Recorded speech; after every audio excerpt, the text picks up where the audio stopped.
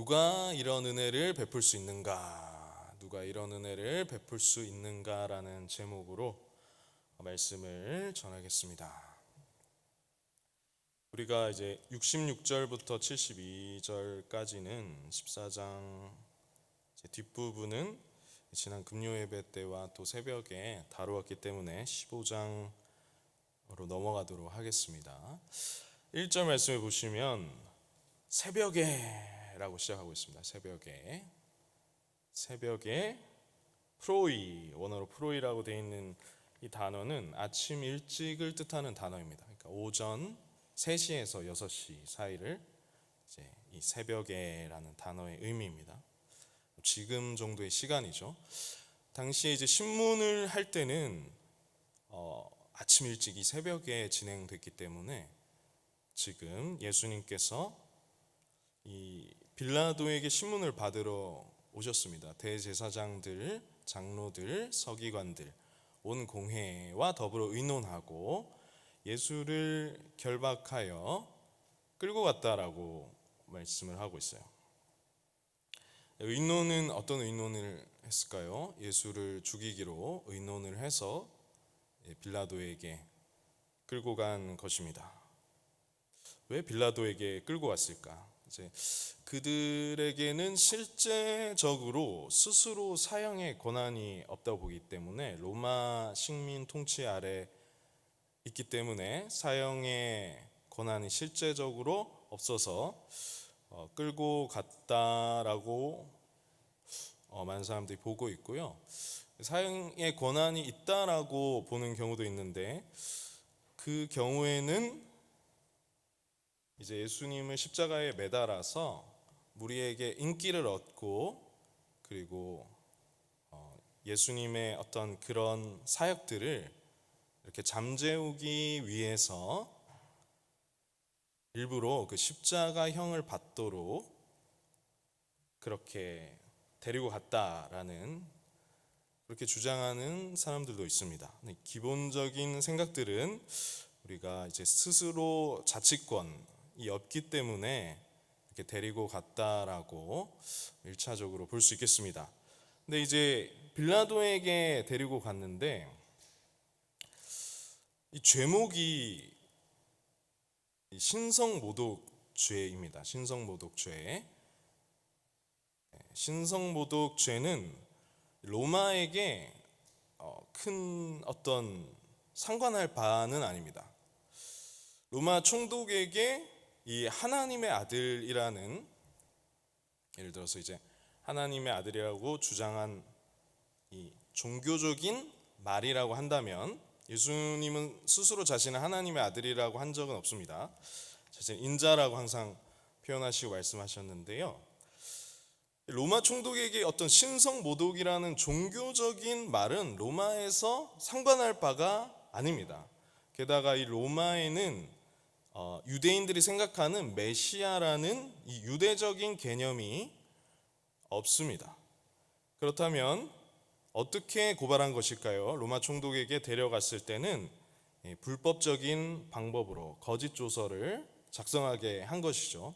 이전 말씀에 읽어보시면 우리가 계속해서 살펴봤는데 14장 64절에는 그 신성모독하는 말이라고 합니다.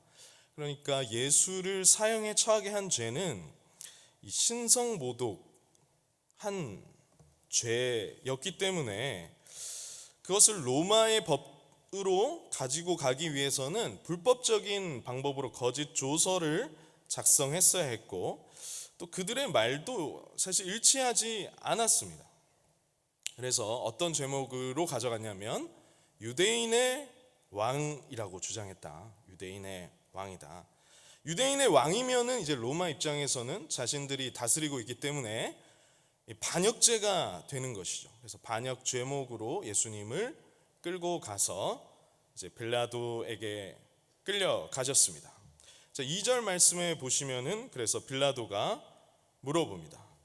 이 죄목이 유대인의 왕이었기 때문에 빌라도가 묻되 내가 유대인의 왕이냐? 예수께서 대답하여 이르시되 내 말이 옳도다 이렇게 대답을 하셨는데요. 이 내 말이 옳도다라는 원어로는 she legeis라는 단어로 되어 있습니다. 그러니까 she 2인칭이죠. 내가 이 legeis 말하다라는 건데 현재 완료형으로 내가 말하고 있다, 내가 말하였다라는 그렇게 말씀하신 것인데, 여기 이제 성경의 번역에는 내 말이 옳도다라고 조금 의역을 한 것 같은데요. 내가 말하고 있다, 내가 유대인의 왕이냐. 그래서도 이 부분에 있어서도 견해가 두 가지 정도 있습니다. 문자 그대로 인정한 것이 아니시다. 왜냐하면 예수님은 의외의 왕이신 거는 맞으시죠. 근데 이런 어떤 유대인의 정치적인 왕으로서 어떤 반역을 꾀하는 그러한 존재로서 자신이 아니라고 말씀하신 것이다 라는 또 유력한 해석이 있습니다. 그러니까 뒤에 말씀을 보시면은 3절에 보면은 대제사장들이 여러 가지로 고발하는지라. 그러니까 지금 이 장면에서 예수님의 대답을 듣고요, 그 옆에 있는 사람들이 혹시나 빌라도가 예수님을 풀어줄까봐 고발을 이렇게 하는 겁니다. 여러 가지로 고발을 하는지라. 그러니까 이 대화에서 뭔가 예수를 풀어줄 수도 있겠다라는 생각을 한 것 같아요. 그래서 이제 막 고발을 했습니다. 여러 가지로 고발을 하니까 예수께서 대답을 하지 않으셨어요. 그러니까 빌라도가 이렇게 말합니다. 아무 대답도 없느냐? 그들이 얼마나 많은 것으로 너를 고발하는가? 그러니까 그 빌라도의 신문 과정에서 예수를 어떻게든 반드시 사형 집행을 해야 됐기에 굉장히 이제 격렬하고 애써서 그런 어떤 죄목으로 고발하는 상황이 진행되고 있었던 것이죠. 혹시나 풀어줄까봐. 그런데 예수께서는 이제 자기들 마음대로 구는 것을 침묵을 하셨습니다.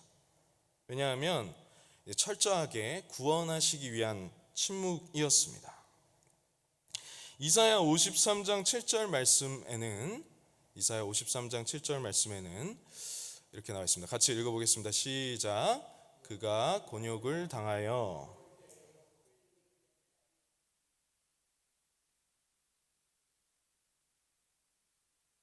잠잠한 양같이 그의 입을 열지 아니하였도다. 아멘. 성경에 예언된 대로 예수님께서는 이렇게 잠잠하게 구원하기 위해서 침묵을 하셨던 것이죠. 그러자 이제 말씀에는 놀랍게 여기더라 이렇게 나옵니다. 놀랍게 여기더라. 마태복음에는, 병행 부문인 마태복음에는 한마디도 대답하지 아니하시니 총독이 크게 놀라워하더라. 심히 기이 여겼다라고 할 수 있습니다. 왜냐하면 이 신문 과정에서 사형 선고를 받을 수 있고 그 죄에 대해서 판결을 받을 수 있는데, 예수께서 자신에게 어떤 유리하게 변호를 하지 않으시고 침묵하시는 거예요. 예수께서는 이 죄인을 구원하기 위해서 그렇게 하셨는데, 빌라도의 입장에서는 이것이 크게 놀라운 것, 심히 기이하게 여겼던 것입니다. 왜냐하면 생존 본능대로 행동하지 않았기 때문이죠. 예수님께서는 새벽에 이 빌라도의 신문을 받으시면서 그 속에서 구원하기 위해서 침묵을 하셨습니다. 자, 그러면 이 신문이 어떻게 진행되었는가? 첫 번째로는 이 판결에는 정의가 시행되지 않았습니다. 판결에 정의가 시행되지 않았다. 우리 6절 말씀 같이 한번 읽어보시죠. 6절 7절 같이 읽겠습니다. 시작. 명절이 되면 백성들이 요구하는 대로 죄수 한 사람을 놓아주는 전례가 있더니 밀란을 꾸미고 그 밀란 중에 살인하고. 아멘. 네. 명절 전례, 이제 죄수를 놓아주는데 밀란 중에 이 바라바, 살인을 한, 밀란을 일으킨 이 죄수가 있었습니다. 그런데 이 죄수는 이미 사형 판결이 내려진 것으로 보여요. 사형 판결이 내려졌는데 예수께서는 아직 이제 선고가 내려지지 않았습니다. 예수를 신문한 뒤에 이 바라바라는 존재는 로마에 있어서 껄끄러운 존재로 여겨졌습니다. 밀란을 일으키고 로마의 질서에 무언가 방해가 되고 그러한 존재로 생각되어졌던 것 같아요. 그래서 이 판결을 가진 빌라도는 아직 이 판결이 나지 않은 예수를 사형을 인도받은 사람으로 취급을 하게 됩니다. 이 빌라도는 결정권의 대표자였는데 정의를 시행하지 않았고 예수께서는 결국 법 없는 자들에게 고난을 받게 됩니다. 법이 있지만 정의를 시행하지 않는 자들에 의해서 고난을 받게 되는데요. 이 판결을 할 때 빌라도의 아내가 한 말이 있습니다. 마태복음 27장 19절에 나오는 말씀인데요. 빌라도의 아내는 아마도 예수의 소문을 들었던 것 같습니다. 그래서 이 총독이 재판석에 앉았을 때에 그의 아내가 사람을 보내어 이르되 저 사람에게 아무 상관도 하지 마옵소서. 꿈에 그 사람으로 인하여 애를 많이 태웠습니다. 이 사람이 빌라도의 아내가 어떤 신적인 경고 같은 것을 받은 것 같아요. 그렇지만 이 사람 신자가 아닙니다.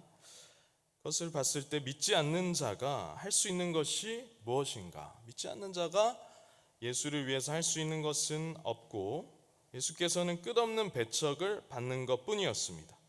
이 판결의 전체 과정에서는 정의가 시행되지 않았고 이미 사형 판결을 받은 그 죄수인 바라바와 같은 취급을 하여 이러한 결정을 내리게 되는 과정을 봤을 때 예수께서 죽으시는 과정 가운데에서는 이 여정 가운데 정의가 시행되지 않았다라는 것을 볼 수가 있습니다. 11절 말씀에 보시면은 대제사장들이 무리를 충동하여 도리어 바라바를 놓아 달라 하게 하니 이 대제사장들도 지금 바라바를 풀어주도록 공작하였고 예수께서는 철저히 버림받으시게 됩니다.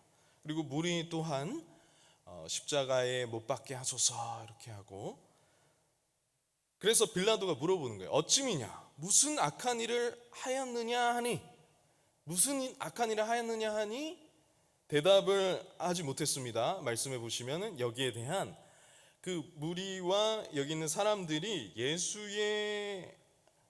예수가 무슨 악한 일을 했는지 대답하지 못하고 턱 소리를 지르게 됩니다.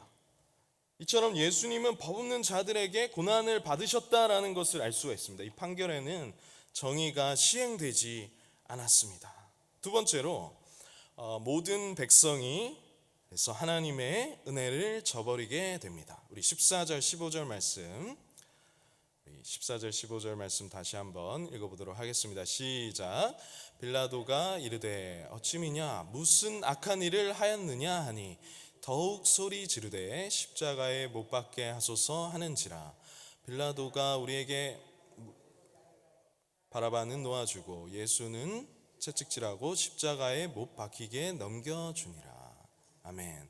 무리에게 만족을 주고자 하여 바라바를 놓아줬어요. 바라바를 놓아주고 예수님 아직 어떤 그 판결이 나지 않았는데 사형 판결을 받은 사람과 동일하게 취급을 하게 됩니다. 그리고 사람들은 이 백성들은 크게 소리를 지르면서 십자가에 못 박게 하소서 이렇게 소리를 지르는 것을 보면서 모든 백성이 하나님의 이 은혜를 저버리게 된 이 장면을 우리가 함께 목격하게 됩니다. 이 당시 사람들은 예수님의 그 얼굴을 코앞에서 봤을 것입니다. 코앞에서 지나치는데 그분을 저버리게 된 것이죠. 이 하나님의 은혜를 저버리게 된 것은 영원한 심판이 마땅합니다. 그런데 이 과정 가운데서도 예수께서는 어떻게 하셨냐 하면 십자가로 구원하시기 위해서 나아가셨습니다. 모든 사람들이 철저하게 배신하는 가운데 예수께서는 구원을 향해서 침묵하시며 나아가셨고 그리고 이방인에게 넘김을 당하시게 되죠. 자, 이때 우리가 생각나는 것은 이 유다가 예수님이 판결을 받을 때, 신문을 받을 때에 빌라도에게 넘겨질 때 이 유다의 상황을 우리가 생각할 수가 있는데요. 마태복음 27장 3절 말씀에 이 말씀이 나와 있습니다. 예수를 판 유다가 그의 정죄함을 보고 스스로 뉘우쳐 은삼십을 대제사장들과 자기가 받은 돈이죠, 장로들에게 도로 갖다 주며 이렇게 하면서 후회하는 장면이 나옵니다.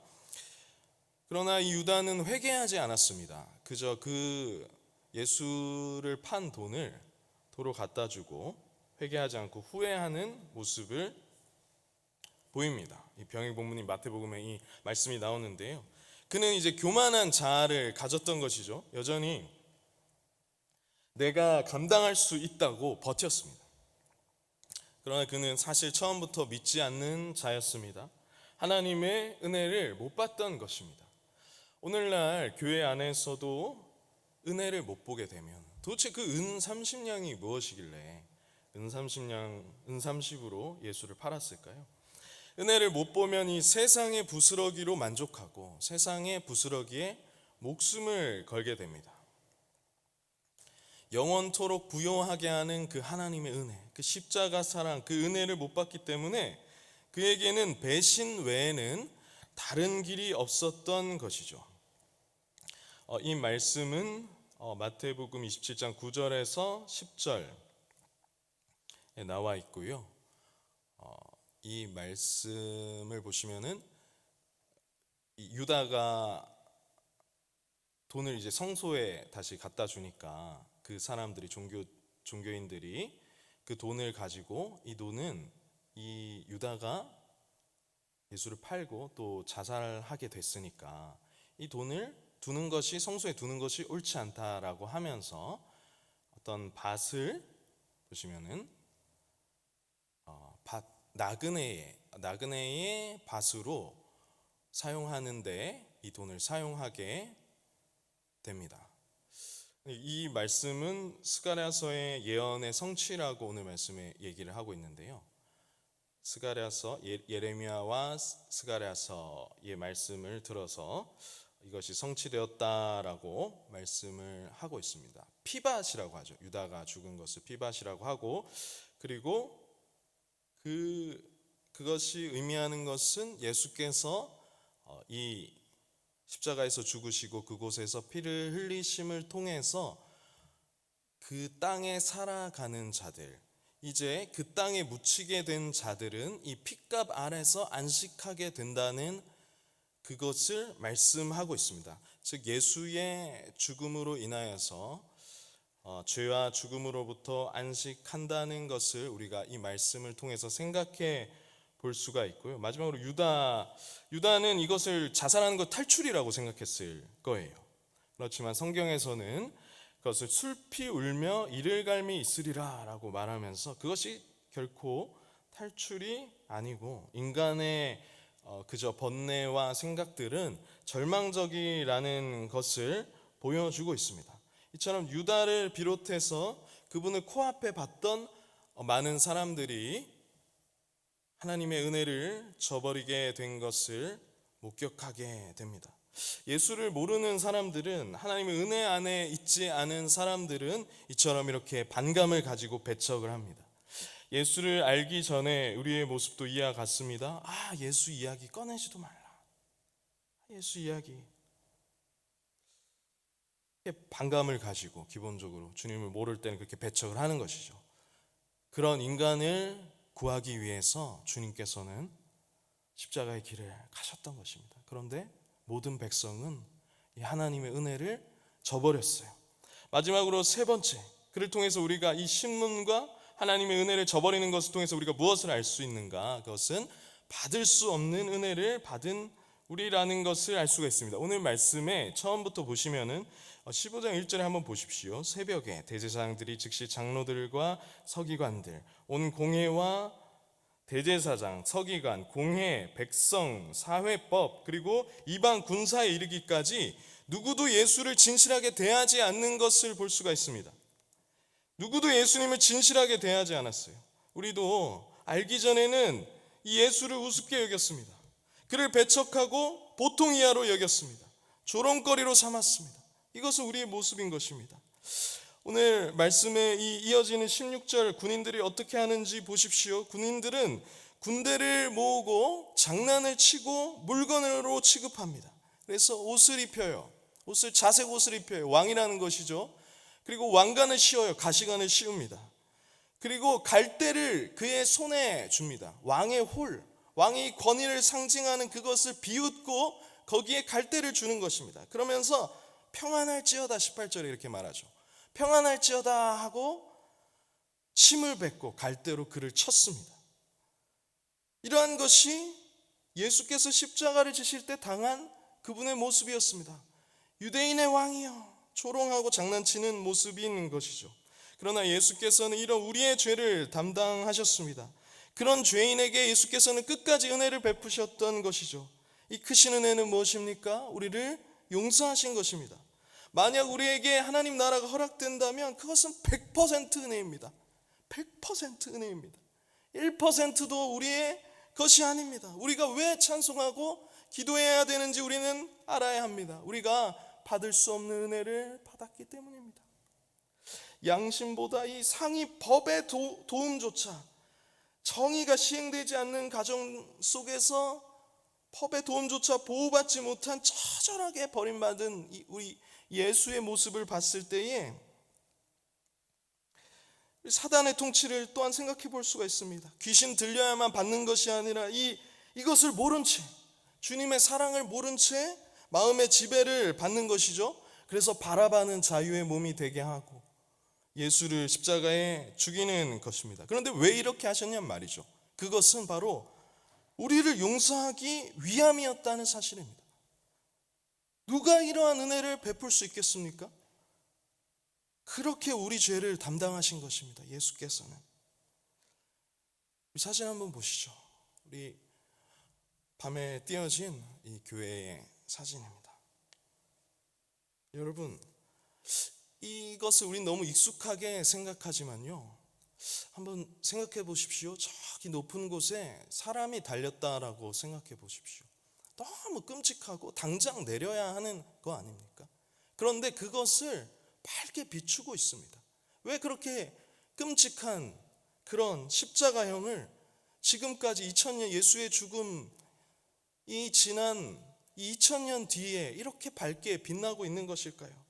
그것은 저 십자가는 저와 여러분이 져야 할 십자가인데 예수께서 대신 지신 그 사랑을 잊지 않도록 하기 위한 것입니다. 우리 모두는 이 하나님의 사랑을, 그리고 묵묵히 침묵하시며 끝까지 정의가 시행되지 않는 그 과정 속에서 철저하게 버림받으시면서 십자가의 길을 가셨던 그 예수의 사랑을 잊지 않도록 해야 됩니다. 누가 이런 은혜를 베풀 수 있겠습니까? 받을 수 없는 은혜를 우리는 받았습니다.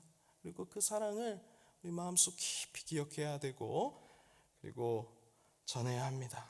그렇게 살아가시는 저와 여러분들 되시기를 예수님의 이름으로 축복합니다. 기도하겠습니다.